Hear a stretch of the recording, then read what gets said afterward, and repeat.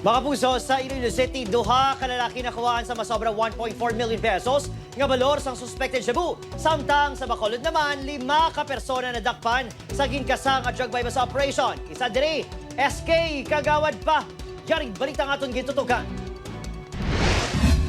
Arestado ang 55 anyos na high-value individual sa drug bypass operations ng Regional Police Drug Enforcement Unit 6 sa Barangay Santo Niño Norte, Arevalo, Iloilo City. Ang suspect, amo si alias Mechot, driver sang jeep kag residente sang amuman nga lugar. Na-recover ang 215 gramos ang suspected shabu nga nagablor sa masobra 1.4 million pesos. 4 ka bulan, gagin monitor ang suspect antes ginpatigayon ang operasyon. Sa Barangay Tangub, Bacolod City, 1.8 million pesos nga balor sa illegal nga droga ang nakumpiskar sa Police Station 8 sa bypass operation sa Puro Crossing 8 Old Runway Sabado sang gabi. Arestado Sanjay Jeffrey Sarmiento, 37 anyos, isa ka high-value individual. Kag Fernando Lamayaw, 39 anyos, nga isa ka tricycle driver. Lunsay residente man sang barangay ang duha. Ginmando na sang BCPO ang police visibility sa Old Runway tungod sa illegal na aktibidad nga nagaluntad sa lugar.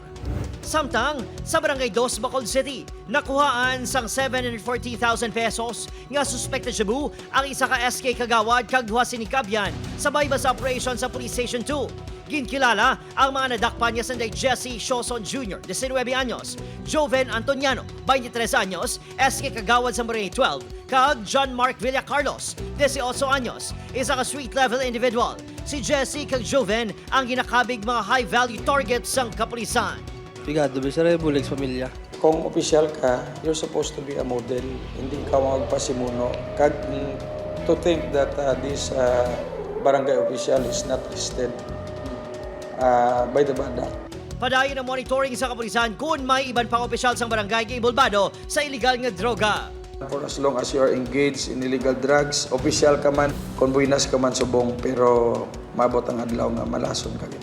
Sunod naman sa puno barangay sa Barangay 12, wala nagatiner ang nadakpan nga SK kagawad sa ila barangay.